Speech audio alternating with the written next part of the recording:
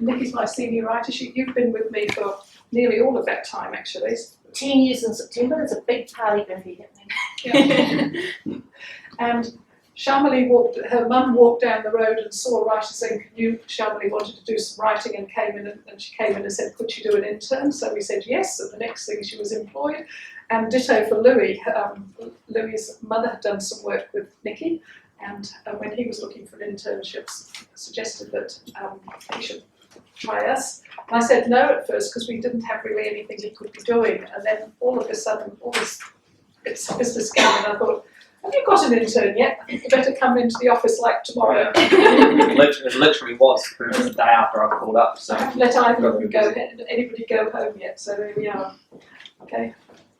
So what we're going to do this evening is to look at, first of all, the cost of developing documentation, and then obviously in order to prove a return on investment and to sort of have some idea of what you're worth, you've got to look at maybe what the business requirements are, and also how would a business measure their performance after you've done some writing for them.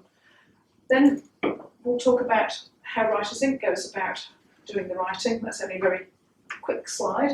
And then I've got talking about the triple bottom line. So businesses often measure the finances, the environmental progress and social progress. So I thought we'll have the triple bottom line. We looked up that, thought that was a jolly good slide for that. And we'll get, at that point, Shamali, Nikki and Louis will talk about some of the work they've been involved in lately. Okay, so if I asked you as a technical writer, you've got a project to do, and you're writing your project description saying this project's going to be about blah, blah, blah, and who's the audience and what's the purpose of the documentation, who do you normally focus on? Who do you normally think about mostly when you're starting your documentation? Audience? Pardon? The audience? Your audience, yeah. And I think that's what our main concern is making sure our writing meets the needs of the audience. Do we ever think about the company's bottom line, normally? not usually. No, not usually. And it's quite typical of technical communicators. We probably don't. Saul Carliner said, if technical communication products are ultimately intended to contribute to an organisation's business performance, why doesn't our methodology have a means for explicitly stating how these communication products are supposed to do that? And so that's something that I want to put into your mind. So if we think of, should we worry about it, if a small business called you and they said, we're a small business, we've got very, very low turnover of staff, all our staff 10 years experience or more, we all communicate well, and they said, would you write us a comprehensive operations manual and a comprehensive quality manual? Would you do that? Apart from wanting the money.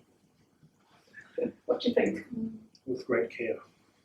With great care? At what point would you think it was really worth their while?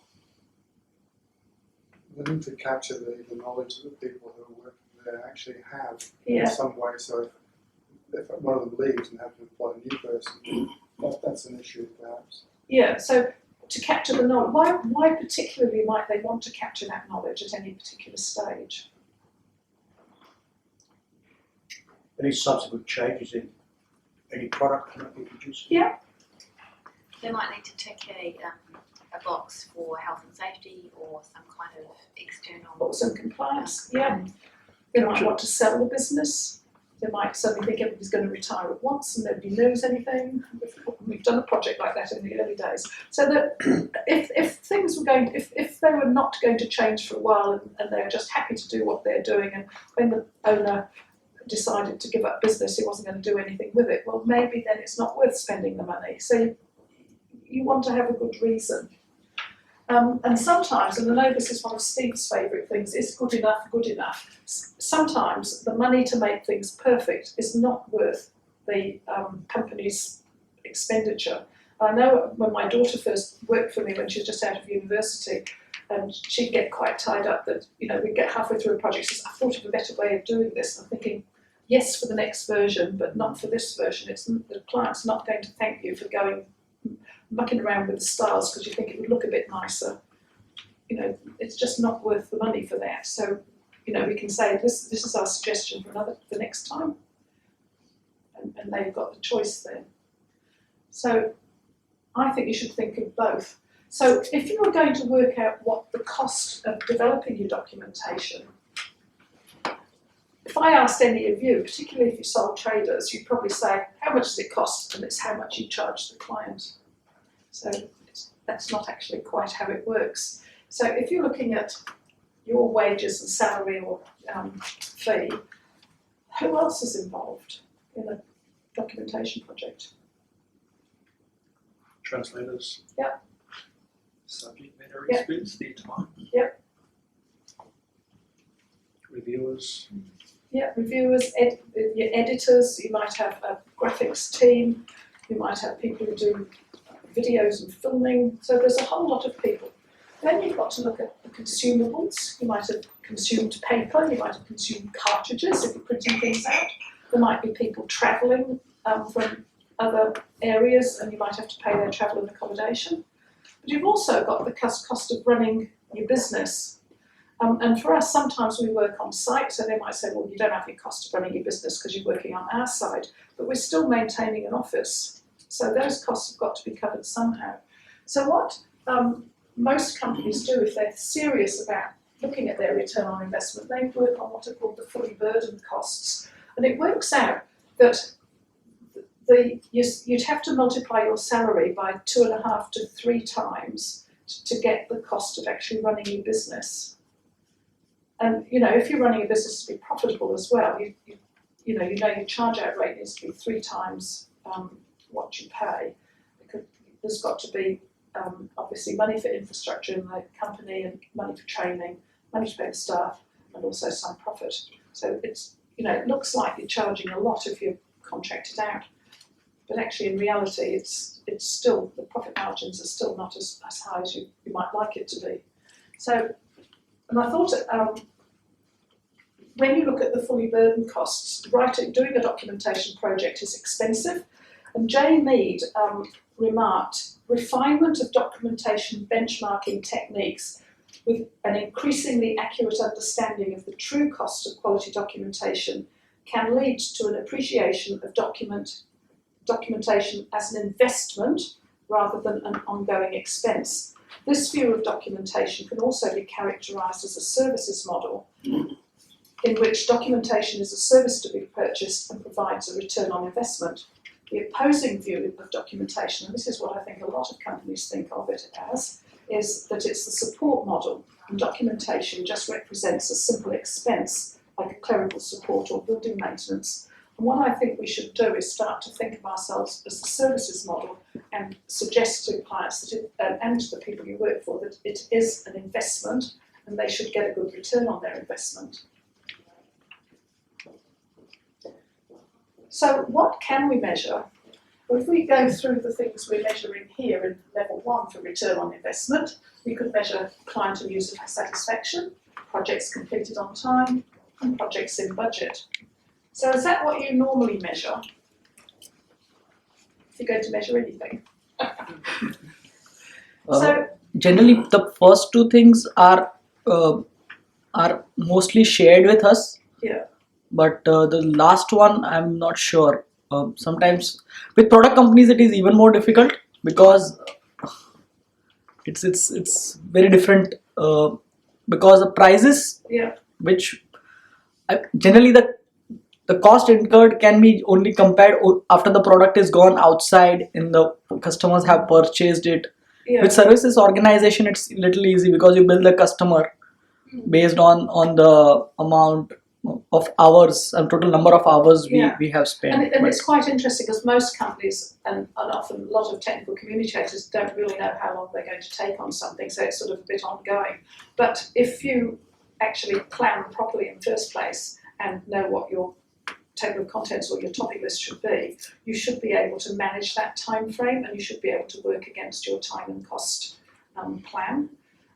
That's in an ideal world. It's often not ideal because software developers sometimes take longer than they thought, but at least then you know that that's the reason why it's not gone ahead how it should. So if you get to the more advanced measuring, and this would be something that you would have to have a benchmark prior to starting your documentation project. Then you'd have to say, in your purpose of your documentation, part of it would have to say the purpose for the business, what they want to achieve by having this documentation. In other words, giving your documentation key performance indicators. So if it's done this, this and this, it's good. If it hasn't, why not? So we could look at revenue generated and loss prevented. So revenue generated could be because you've increased productivity, so that you could be measuring how quickly people do the job or how much more money you get. It could be generated because you're now compliant and your company can enter new markets. We did some work for Frucor with their health and safety when they joined with Danone, the French yogurt company. They couldn't penetrate that market without having a different compliance than the ACC's workplace safety management practices.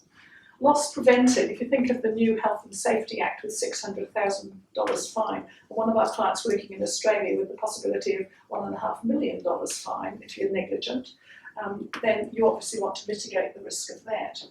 So adding to the human, structural and customer capital, that means could you measure what you've done for your social progress in terms of your staff? So low staff turnover, have staff been trained and upskilled so they do their work really well? Your structural capital is things like your know-how and business processes and your templates, so that's your intellectual property. And most companies these days do not have their capital based on their plant and their buildings and whatever. Nowadays, because that was the model for the industrial time of our lives, from Industrial Revolution up until the knowledge companies. Now the IP is mostly in your intangible assets and your IP, your know-how. And the third one is your customer capital. By doing things well, you should retain your customers. So that's also something you could measure. Another thing is your company's strategic vision.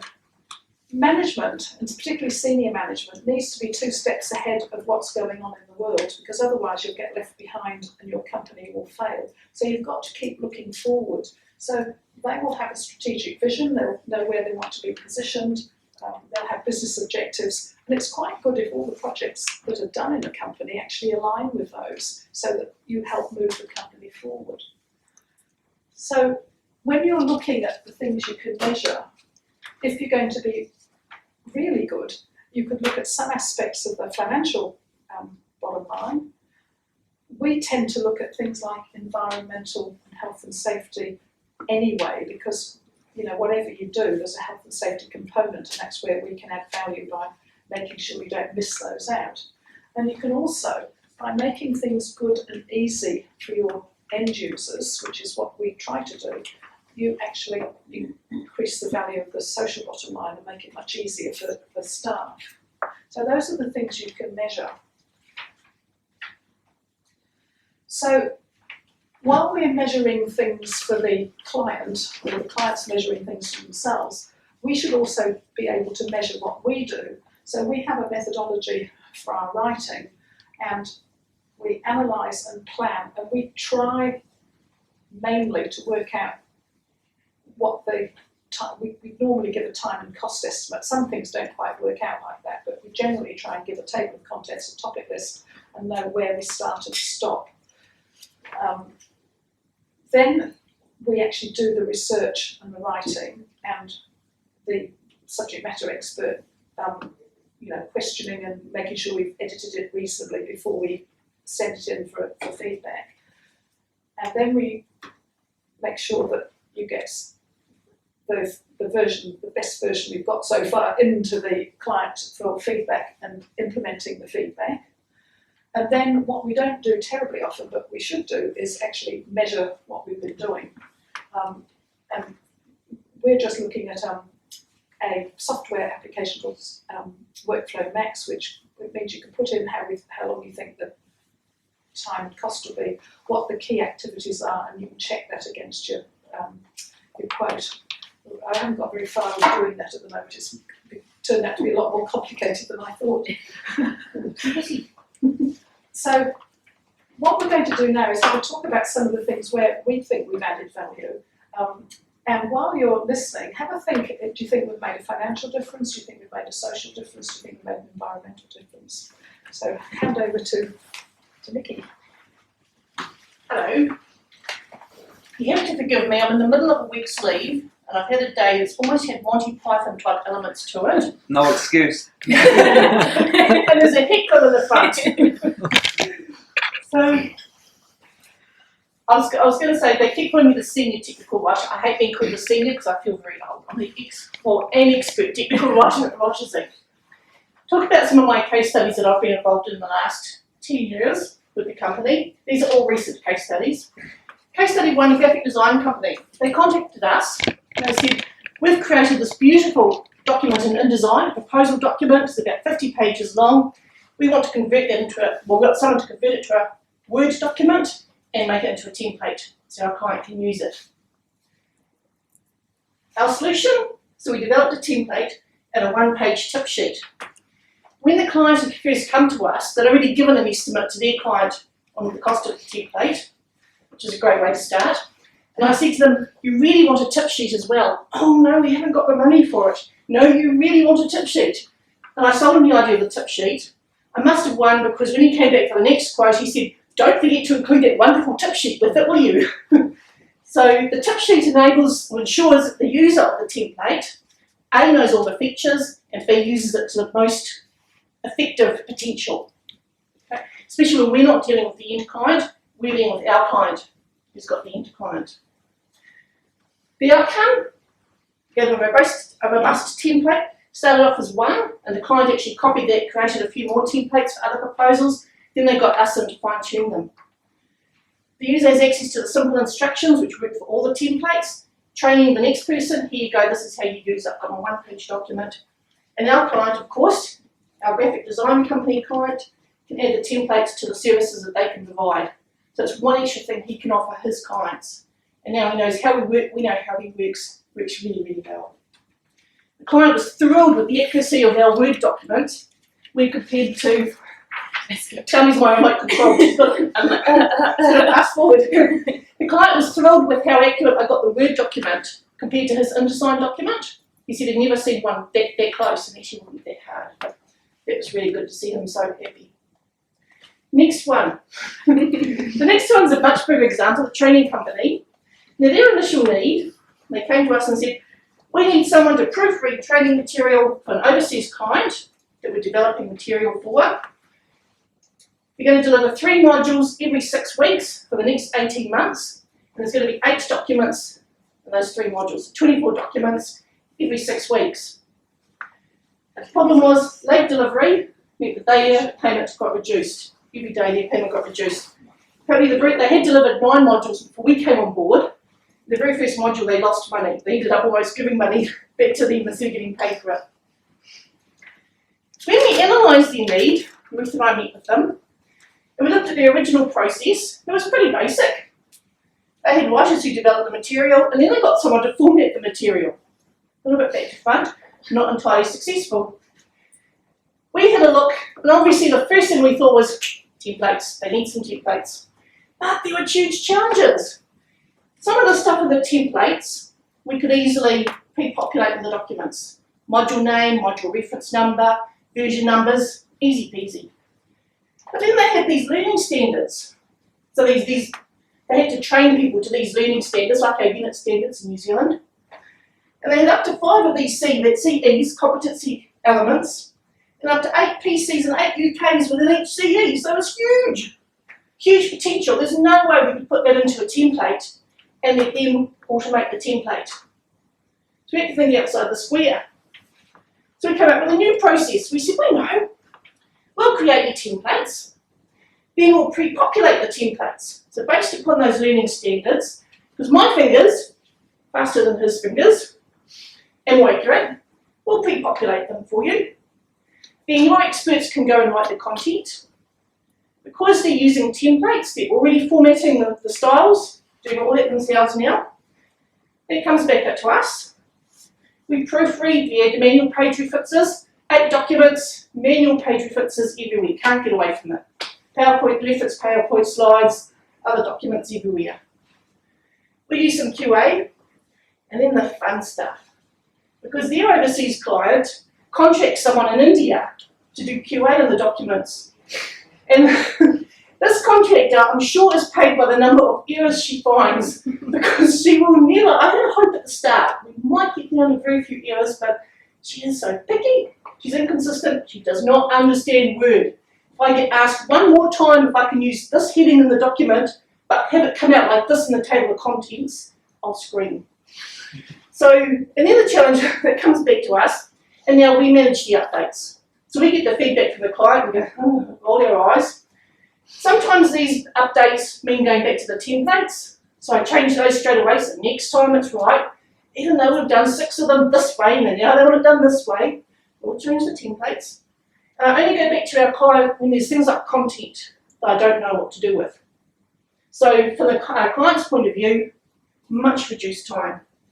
This is a client, by the way, I was thinking today, out of at least the last 50% of emails he sent have been sent either from an airport or from an airline, from an aircraft.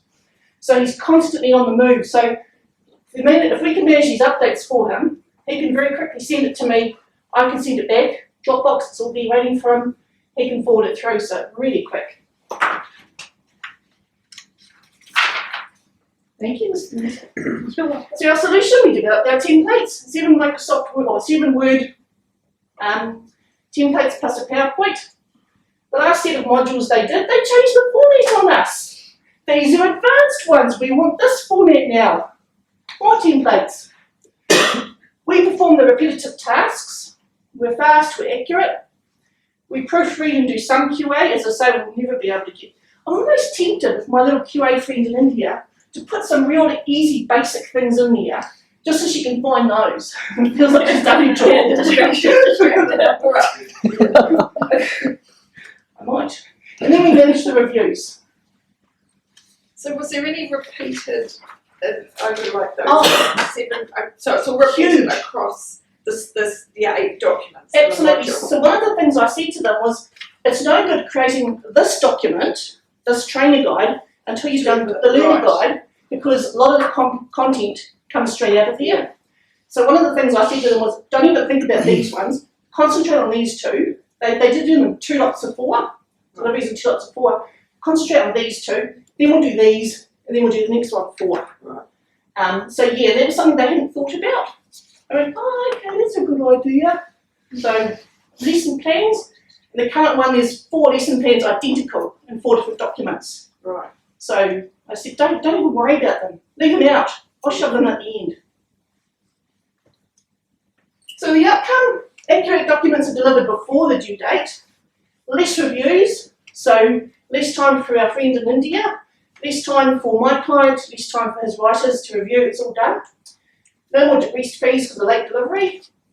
The company integrity is maintained to the point where they got offered another contract with the same organisation. So obviously they're happy with what we're doing, we'll offer another contract. A rapid response. You know, when you're reviewing a document, if you can get it fast turnover, it's so much quicker. It's fresh in your mind, you get it done, you get it back to them, yep, they're happy. And so because it was literally within 24 hours, we were getting it back, everything was happening a lot faster. Everyone was more proactive, more keyed up, look, got done. Producing what you've done. Well, exactly. Where have I done it? How have I done it? Less stress and huge time savings for our client. Massive time savings. And the stress, as I say, is constantly at airports. Now it's only a few minutes, flick me an email, here's the feedback, I flick him an email. You can do it sort of, often he's leaving at one airport, and he flicks the email back when he arrives at the next airport sort of thing. So it's all done very quickly, very efficiently. And he's very, very happy. Also, the other thing is, sorry, Shamali. That's all right. The other thing is, the writers are taking less time as well. I'm guessing that their writers are more expensive than we are, the expert writers. So they're taking less time to write because they've got all the styles and stuff set up. It's much easier to see as you're writing what it's going to look like, how it's going to work. So where things fit in actually, when you've got that, as you said, pre-populated, you can see where things Well, your information needs to fit in. Absolutely. I think before they just used to literally write and then somebody else came along after them. And just the whole way it all looked so much more professional. So the person who used to do it, they had like a notes box to the left of each page. So the person who'd done it sort of created a little rectangle shape, and it was a different shape on each page. So one of the first blatantly obvious things you saw when you opened it was this big and this big, this big, this big, this wide. And when we set that up as a header, just put the shape into the header behind the text, they thought we were magic. How simple was that? 5 minutes, and wow, you guys are amazing. So it's little things like that too that just really, wow. So that's huge time. I did have to ask Nikki one time when I was doing the review, how does this work? And she'd had a Magic, I hadn't thought about it quick enough, it was a bit slow. So I'll hand you over to Louis. Louis. Might do next. Yeah. Rightio guys, so I've just got one to talk about today, and that's Filtech. So Filtech are a water and filtration company, waste company as well. And Ruth was talking about how things work in the real world and how you would like things to work. Well, this case was how it happened in the real world. So our brief for this was to write some health and safety documentation for creepy, crawly and slithery things. So basically Filtech was setting up some plants in Victoria, Australia, in the rural sort of areas, and they needed their staff to know about what dangerous creepy, crawly things are hiding under the rocks, also health and safety plans as well, weather and bushfire information too. Now the key thing here was that it all had to comply with Victoria state legislation. So what did we do for them? Well, we had to do plenty of research, obviously, to comply, and obviously to help protect the employees, they have to be able to read it. As you know, everyone has to be able to read the documentation. And then did it protect the business? Well, hopefully it did. We've had no feedback as of yet, but hopefully they all are fine. No feedback is good feedback. No feedback is good feedback. Yeah. And then the outcome. So a full health and safety suite was delivered, and we aimed to comply with the legislation, so fines and court action would be avoided, and they could also continue their contracts as well. But speaking about how do we actually add value, so I think we saved a lot of time and effort for the project manager, because if he didn't engage us, he would have had to write all this documentation himself. He has no experience in technical writing. And he said that they had a very tight time frame to do it, so we had to do it all in about a week's time. So we got it all done, delivered to them, and then on the next slide, some good client feedback. So WritersInc provided an excellent service with a prompt response, providing exactly what was required with a limited brief. So that was Filtech. Cool. And now Shalini's going to speak about the next one. Do the clipping for me, Louis? Thanks, mate. So this client of ours, they came to us based on a recommendation, so we were recommended to them, and their main line of work was getting people who were previously on a benefit back into the workforce, so really great social cause there. Now, this client had been in operation for around like 10-15 years, and they had great results, so they were really good at what they did, but their most recent proposals were not winning these government contracts, and so they weren't able to gain revenue. So our solution, we ended up writing 4 proposals for them, but first we sort of tried to analyze why their previous proposals weren't getting these contracts. And I think the main problem was that they were expecting their results to speak for them. So they were achieving amazing results, but the proposals still weren't winning the contracts. And that was because they didn't have their audience in mind. So the people looking at these contracts, they were probably really impressed with the results, but they wanted more. They wanted like more emotion, more warmth. That's the kind of like business that they're running. And they wanted to see that these results weren't just arbitrary, that there was like processes in place that were really working, and that there was kind of like a method to the madness in a way. They had a lot of data in their initial proposals that was sort of meaningless data, like a lot of tables but that didn't show trends or key figures, things like that. So in our solution, we wrote these 4 proposals for them. We were professional yet personable, so that's the kind of approach that we took to the actual writing. we weren't trying to waffle, we were trying to keep the writing to the point, but also include an element. We kept it concise and interesting. I can imagine if you're reading like tons of these proposals, it would get a bit repetitive, so we tried to keep it short, but still really interesting. And so our outcome, they won across the board, all 4 contracts of the Ministry of Social Development tendering amount. They won like the largest portion, and the total amount was like over 3 million, so they won the largest portion of that, which is like really amazing, really impressive. And it was great return on investment for them because we worked out that what we charged them was less than 5% of their profit. Might need to up our charges, Ruth, let's have a think about that. They get bonuses on top of the amount that they win for good outcomes, and I'm pretty sure they'll like get a lot of those because what they do, their service is like really good. And the interesting thing is everything that we developed for them, we gave to them. So when we're talking about adding value to a business, we gave them all the images that we designed, all the Word documents that we created, or PDFs, any sort of like research that we did, everything we worked on, we gave to them.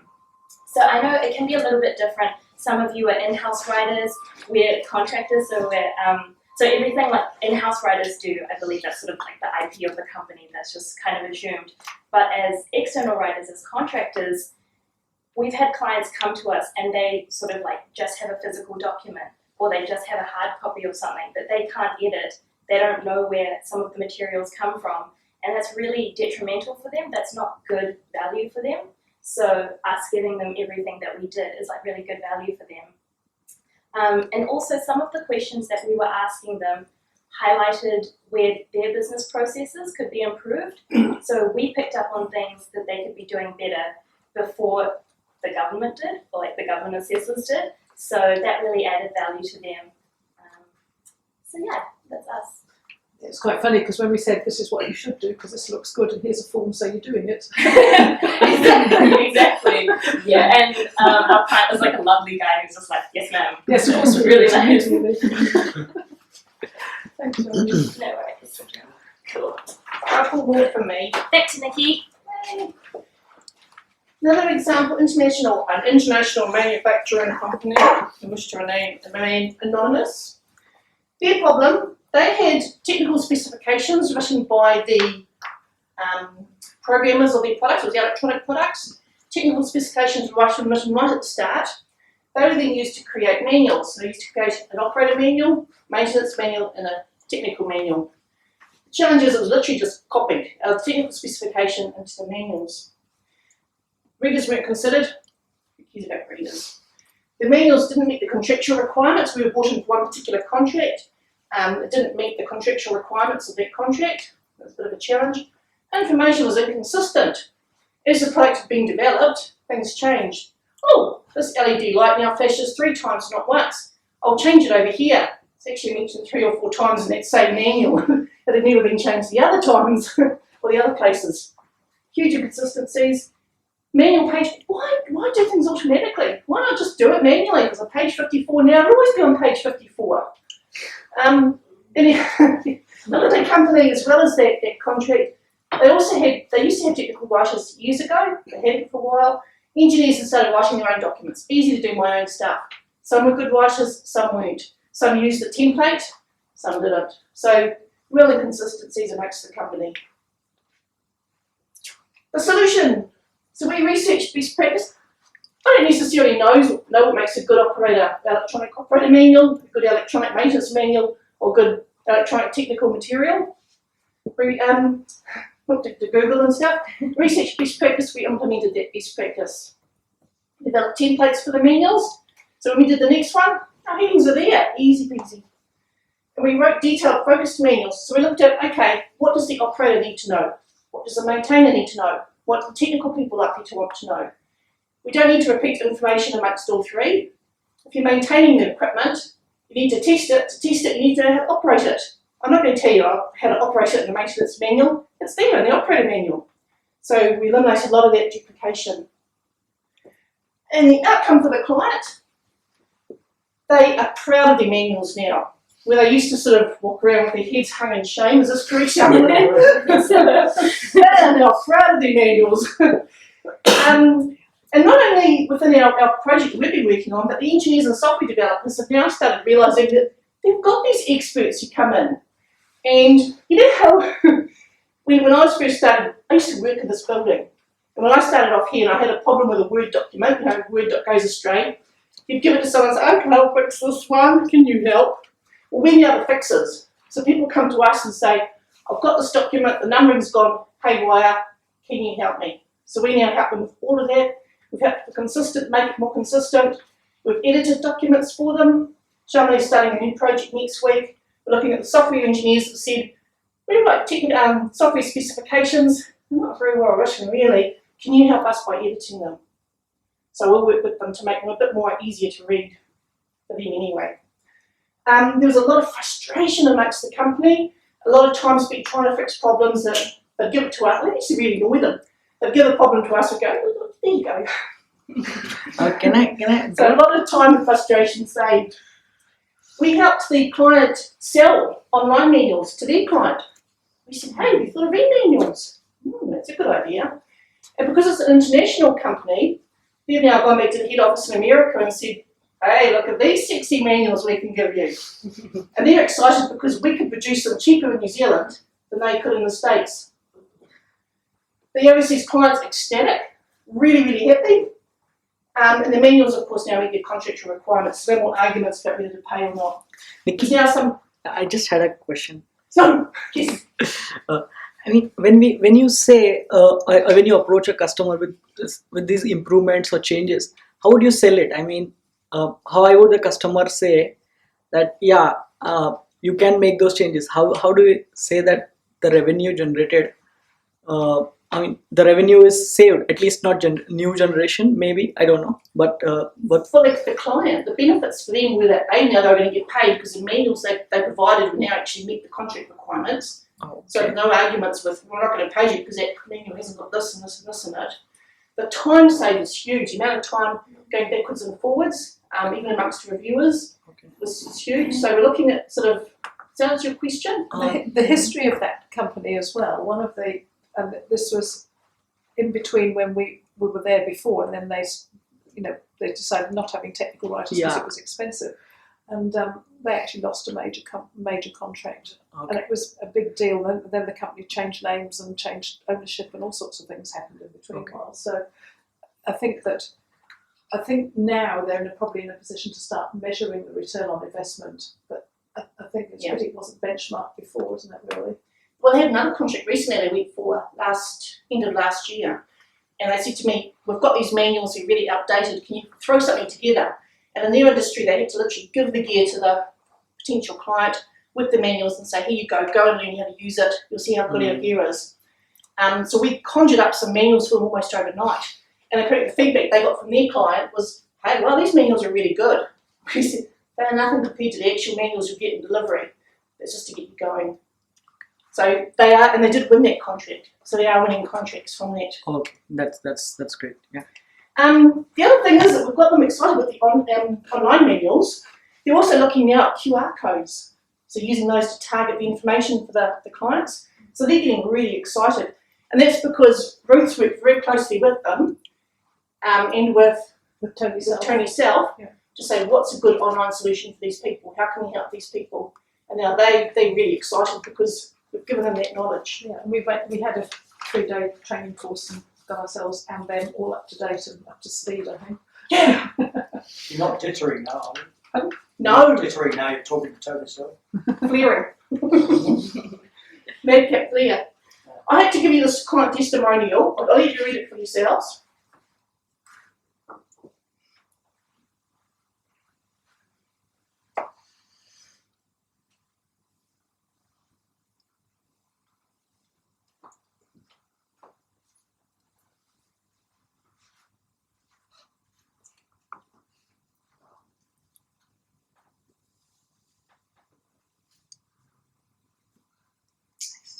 For those of you who are maybe car illiterate like myself, I had to look up a Ford Model T, and it was like an old, like like Shocking. old Something I would have blanket. driven around in. No, Ruth, no. Like one of like the first cars developed type looking thing.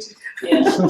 Old. I had to provide this because he uses this all the time within the office, telling people, this is Nikki from WritersInc. They have done this for me, and he tells them, I used to drive out in a Ford Model T, and so he put it in writing. Great, you can use it now. So that's how they feel they've really come up to the 21st century with the work we've done for them. And the last case study, a healthcare provider, and they had the need to comply, similar to Louis' one, to comply with New Zealand and Australian standards. So Office in New Zealand, Office in Australia. They needed that to secure funding. No standards, no funding. So we had to go through reviewed nationalised processes and forms. What we find, I had a client ask me the same thing. The companies want to comply with a standard or ISO or whatever, ISO 9001 standard, whatever, and they get told they need to have a policy around such and such.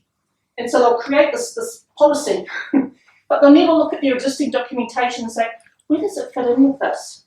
So I've opened up documents from this client, and there's been one paragraph at the top, and it turns out it's their policy on something or other. I said, why don't you just put the policy statement into this policy? There were 600 documents we had to look through, I tell you, it was just like made you fall off your seat thinking about it. Forms the same thing. Now you need a form to capture this information, being in healthcare. Well, the more forms you fill in, you'll know you've got to put names and ID information in. So every time you fill in a form, you've got standard information. Why don't you put them all on the same form? Yeah, you'll make a big form, but it's one form. Oh yeah. Did all that. We developed operations and quality manuals. The quality manual means when the audit time comes, it says very clearly, this is a standard, this is how we comply. We designed a document control system because the previous system hadn't been reviewed at all. It was too big, too hard, can't do it. So we split it into 10 chunks, gave them December and January off, and said every month you'll review 4 or 5 documents. It's achievable. Was it 2-3 years later? They are still reviewing and maintaining those documents. We go in once a month to make sure they do it.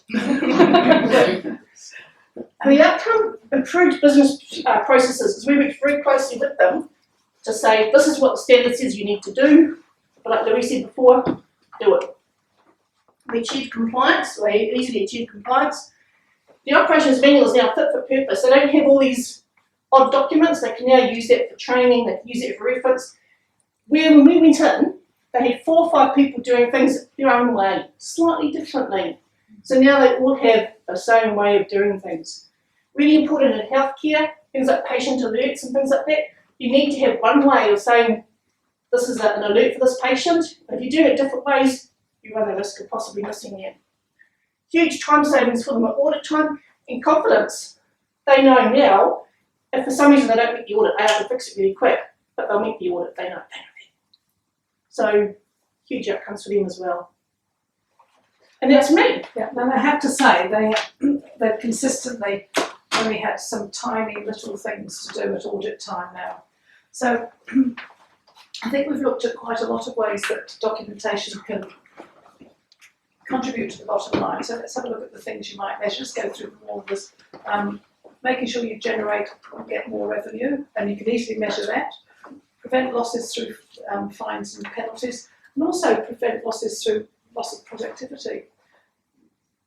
Compliance with corporate, industry and government regulation does 2 things. 1, it mitigates risk, and 2, it allows you to penetrate new markets, and especially if you're working in Europe, you do need to have your ISO accreditation and all those things. And then also, for a business to be successful, it needs to have happy staff that stay there. The cost of training new people and high staff turnover is great is huge for a business. It also centralises your knowledge and increases your intellectual property. Also, if you have a happy, well-working environment, you also please your customers. So I think that could easily measure the number of retained customers you keep. So let's go on. So have a think about what these things mean for you. I'm going to go quite quickly on because I know we're sort of getting out of time. And so in summary, I'd like to suggest that from Jenny Reddish says, consider it part of your role to show the value you add as a technical communicator. And I think you can see by what the team have done here that I think we would look on ourselves as an investment. I certainly don't think of ourselves as an expense going into a company. So I think it's quite a good thing if you do the same, because that also ups our profession as something that's really useful. I think looking at something the other day when there was a client with only a PDF version compared it, and so he'd said, oh, you know, you're doing such a good job and you've given us this and blah, blah, blah. But he said, I'm going away and there's, don't know what to do with one person. He could perhaps write the ops manual. He's not good enough to do the work properly, but he could write the ops manual. We thought, that says it all. even though he was being remarkably pleased with what Nikki had done. So that's our presentation. What I've done, there's a list of publications that you might want to look at. And I've only copied out 5 of them, but there's quite a long time ago, in fact about 15 or 16 years ago, I did a presentation for the Tech Writers Association, as it was then, Money Well Spent, and it's got a lot of the references in there. So there's 5 there if you want to read those, and if you want more I can email them to. If you'd like to send that sort of information to me, I can put it on the Yeah, website. so that we could do that. Yeah, that'd be good. So that just gives you a little bit of extra.